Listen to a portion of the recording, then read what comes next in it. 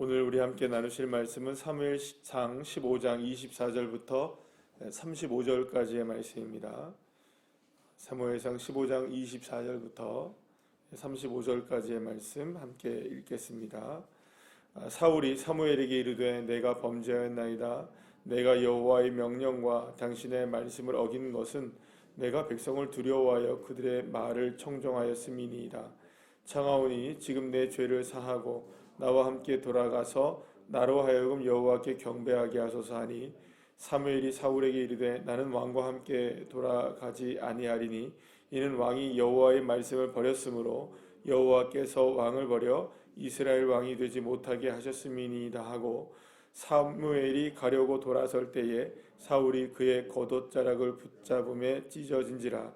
사무엘이 그에게 이르되 여호와께서 오늘 이스라엘 나라를 왕에게서 떼어 왕보다 나은 왕이 이웃에게 주셨나이다.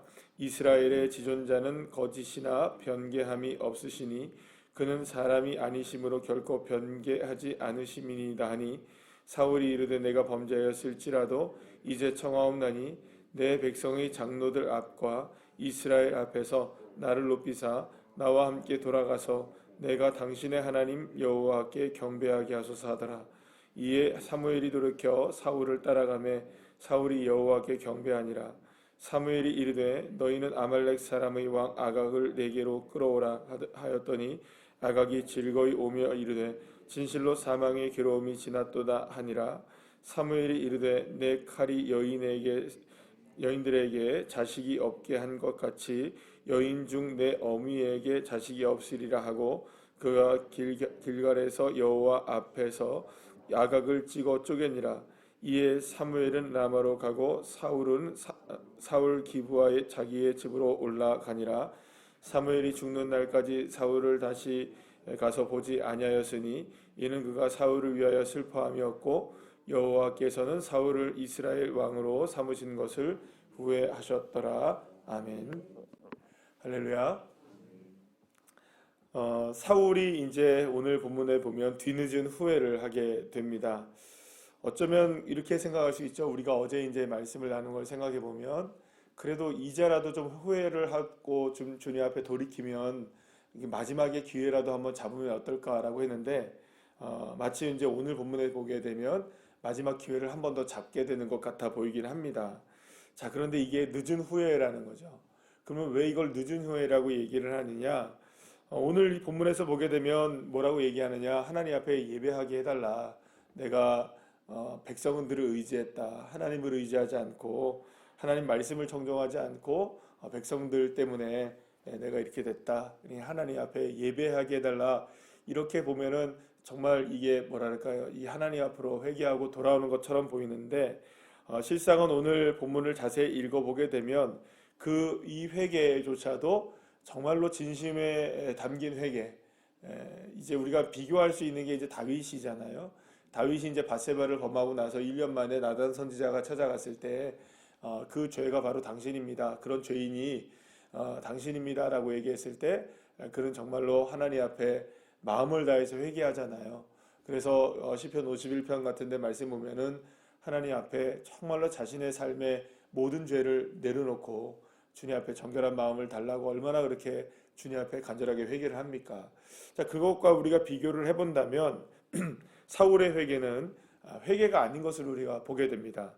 자, 이제 우리가 어제 그제 계속해서 말씀을 나눴던 내용이 뭐냐? 이게 진정성이 있어야 된다는 것을 우리가 함께 계속 나누고 있는데요.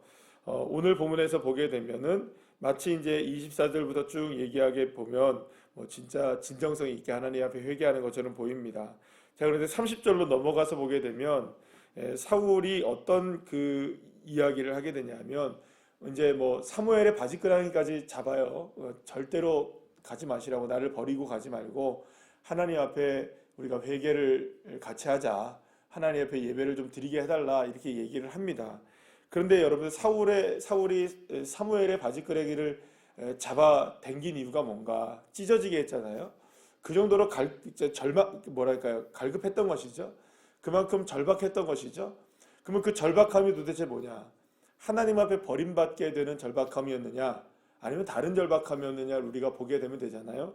그런데 30절 말씀을 여러분들 우리가 다시 한번 읽어 보도록 하겠습니다. 다 같이 한번 읽을까요? 시작. 사울이 이르되 내가 범죄하였을지라도 이제 청하옵나니 내 백성의 장로들 앞과 이스라엘 앞에서 나를 높이사 나와 함께 돌아가서 내가 당신의 하나님 여호와께 경배하게 하소서 하더라.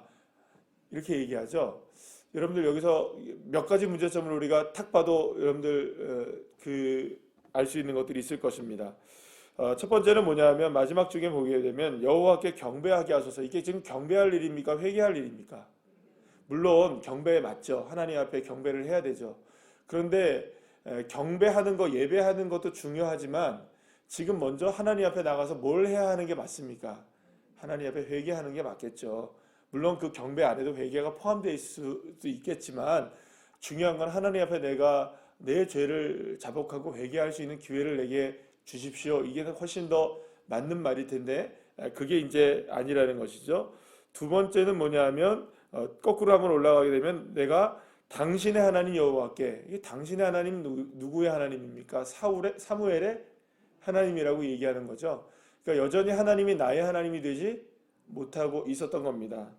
그리고 또한 30절 말씀의 중간쯤에 보시게 되면 내 백성의 장로들, 이게 어찌 자기의 백성입니까? 하나님의 백성이지. 그죠? 그러니까 이것 좀 굉장히 큰 착각을 하고 있는 거죠. 그리고 또 뭘 얘기하고 있습니까? 지금 이렇게 회개하는 이유 중에 하나 아주 결정적인 문제가 있습니다. 뭐냐면 이스라엘 앞에서 백성들과, 그러니까 장로들과 이스라엘 백성들 앞에서 누구를 높이기를 원하는 겁니까? 자기를 높여달라는 겁니다. 그러니까 이대로 만약에 사울이 집으로 가버리게 되면 왕 위에서 어떻게 됩니까? 지금 내려가게 되는 거잖아요. 그러니까 왕 위에서 내려가는 거니까 이렇게 되면 자기는 어떻게 됩니까? 지금 왕입니까? 아닙니까? 애매해지는 거잖아요. 왕이 아니게 되는 거잖아요. 공식적으로 사무엘에게 통보를 받은 상황이니까 이렇게 되면은 왕위에서 내려가야 되는 입장이면 자기가 지금 당시 밑으로 내려가야 되니까 이렇게 되면은 자기가 왕위에 계속 있지 못하니까 예배를 함께 드려서 경배를 해서 내가 왕위에 여전히 건재하다는 것을 백성들에게 보여주십시오. 이 얘기하는 겁니다.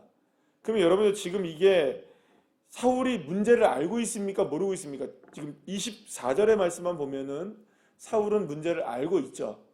하나님의 말씀을 따르지 않고 누구를 따랐다는 겁니까? 백성들을 따랐다는 걸 얘기해요. 그러면 이게 진짜 어떤 문제의 그 원인에 대해서는 모르고 있지는 않습니다. 그러나 문제를 해결하는 방식을 모르고 있는 거예요. 지금 이게 얼마나 심각한 상황인지를 제대로 알지 못하고 있는 것이죠. 결국에는 지금 사울은 오판하고 있는 겁니다. 지금 이 상황도 잠깐 넘어가면 넘길 수 있다고 생각하는 거죠. 자, 그럼 우리 한번 생각해 보시죠. 사무엘은 이제 집으로 갑니다. 오늘 본문에 보게 되면 이제 아각을 이제 죽이고 나서 이제 가게 되죠. 그러면 이제 그 한번 생각해 보시면 사무엘은 이제 집으로 돌아가서 매 슬퍼 웁니다. 하나님 앞에. 그러니까 왜냐하면 어떻게 된 걸까요? 왜 울까요? 사무엘은 지금 사울이 안타까운 거죠. 사울이 안타까우니 우는 겁니다.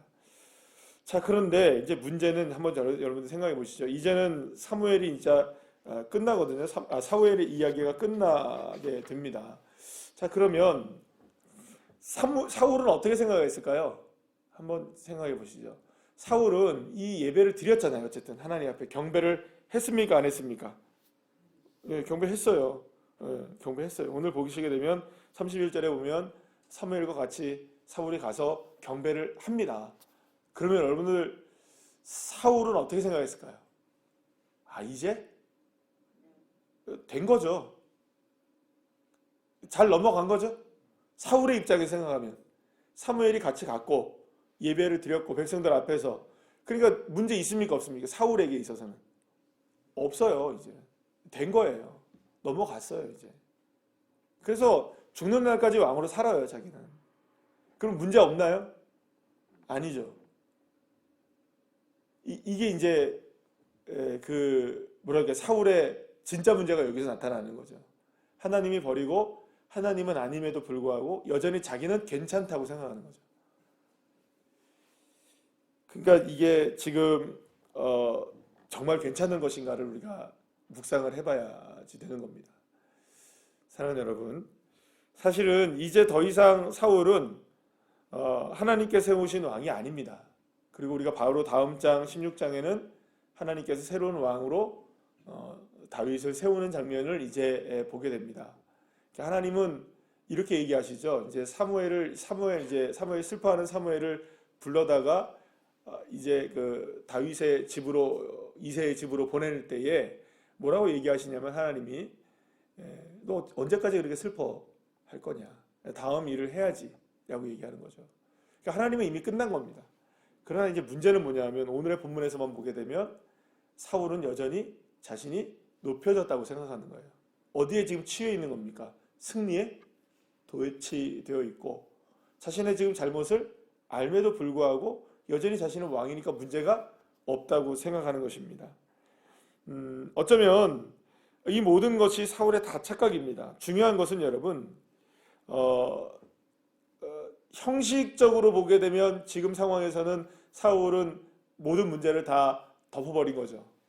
왜요? 하나님 앞에 사무엘이 함께 예배를 드려줬고, 이 이야기를 그 사무엘이 다 백성들 앞에서 얘기했습니까? 안 했습니까? 얘기하지도 않은 상황이고, 그러니 여러분 이게 다 넘어갔으니 형식적으로 보자면은 이 상황이 그냥 다 무마가 된 겁니다. 그러나 중요한 것은 진정성이겠죠. 하나님을 향한 진정성이 여전히 없는 사울이 과연 이게 왕위에 올라있지만 왕일까? 그런데 여러분, 우리가 한번 여기서 생각해 보면, 그러면 지금 사울은 무엇에 대해서 지금 진심입니까? 어떤 것에 대해서는 진심이죠 지금? 오늘 24절의 말씀하고 30절의 말씀을 보게 되면 하나님에게는 진심이 아니죠. 그럼 누구에게는 계속 진심입니까? 사람들에게는 진심입니다. 그러니까 이거죠. 사람에게 진심인 사람은 결국 사람으로 문제가 생기는 겁니다. 하나님에게 진심인 사람은 하나님이 문제를 풀어주시죠. 그러나 사람에게 진심인 사람은 사람이 결국 우리의 삶을 무너뜨릴 수밖에 없는 겁니다. 그러니까 여러분들, 우리가 오늘의 삶 속에서도 그렇고 우리의 인생의 그 중요한 부분을 어떻게 보면 우리는 눈에 보이는 사람들과의 관계 속에서 맺고 살아가지 않습니까? 그러면 여러분, 그게 뭐 우리의 가정의 식구들일 수도 있고, 또 주변의 직장의 동료들일 수도 있고, 친구들일 수도 있고, 뭐 가족들일 수도 있고, 많은 사람들이, 우리가 사람들에 둘러싸여 있습니다. 그러면 여러분, 사람에게 진정성을 갖고 있는 우리가 살아가잖아요. 사람들을 얼마나 우리가 매이며 살아갑니까? 아무리 우리가 사람들을 이렇게 모른 척 하려고 해도 그렇게 안 되잖아요. 사울의 모습이 바로 그겁니다. 그러니까 여러분, 그 사람들에게 얽매이기 시작하는 거죠. 근데 나는 얽매인다고 생각합니까? 아니, 절대 그렇지 않죠. 사울은 여전히 지금 하나님 앞에 경배하고 있다고 생각하는 거예요. 그리고 나는 그 사람들과의 관계를 하나님이 중요하게 여기시게 있다고 생각하는 거죠. 하나님은 그걸 내려놓으라고 얘기하셔도 그걸 내려놓지 못하는 거죠. 결국에는 그것이 나에게 너무나 중요하니까. 근데 하나님도 그거를 나에게 그게 중요하게 여긴다고 생각하고 나는 살아가고 있는 거죠. 여러분들, 우리의 삶을 잘 이렇게 돌아보셔야 합니다. 내 삶을. 나는 지금 무엇에 대해서 진심인가? 내가 지금 진심을 담고 있는 것은 정말로 하나님인가? 아니면 나의 이런 사람들의 관계들인가? 다른 것들인가? 이것을 여러분들 진심으로 나의 삶을 이렇게 정확하게 바라볼 수 있어야 됩니다. 하나님이 진심인가? 때로는 우리가 돈의 진심일 수도 있잖아요. 돈이 먼저인가? 하나님이 먼저인가? 또 때로는 우리가 건강이 먼저인가? 하나님이 먼저인가? 이 여러 가지 것들에 있어서 우리가 하나님 앞에 진정성이 무엇인가를 보셔야 됩니다. 이것을 살펴보고 또 점검해보고, 사실 이게 신앙의 건강함을 유지하는 것이 아니겠습니까? 이게 신앙의 싸움이기도 하고요. 사랑하는 여러분, 사람에게 진심일 수 있는 우리의 삶, 또 다른 여러 가지 것들의 진심일 수 있는 우리의 삶의 그 진심을 하나님께 돌리시기를 축복합니다. 그게 신앙이죠. 우리의 삶의 모든 것들이 진심이 하나님께 맞춰질 때에 그때에 비로소 하나님은 저와 여러분의 삶을 인정해 주시는 것이겠죠. 그래서 오늘도 그 싸움을 싸워 나가는 겁니다. 여러 가지의 싸움 속에서 우리가 진심을 주님께 담을 수 있는, 정말 주님 앞에 진심을 담을 수 있는, 우리가 예배하는 것도 마찬가지고 기도하는 것도 마찬가지고 모든 것들도 다 진심을 누구에게 담아야 될까요? 하나님께 담아 드려야겠죠. 때로는 그러면 여러분 우리에게는 어떤 일들이 벌어질까요? 사람들의 막 그 모습 속에서 떠나가는 모습들도 보이실 수도 있고, 또 건강에 대해서 뭐 물질에 대해서 여러 가지 것들에 대해서 우리가 정말로 암담할 수도 있는 상황들이 올 수도 있을 것입니다. 그러나 그때 주님께 맡기면 주님이 이루시고 하나님이 정오의 빛같이 하게 하시는 축복의 역사를 주님이 책임지시고 인도해 주실 것을 믿습니다. 오늘 우리의 삶을 다시 한번 돌아보면서 하나님께 진심을 담는 믿음의 자녀들 한 분 한 분들 다 되시기를 간절히 축복합니다. 기도하시겠습니다.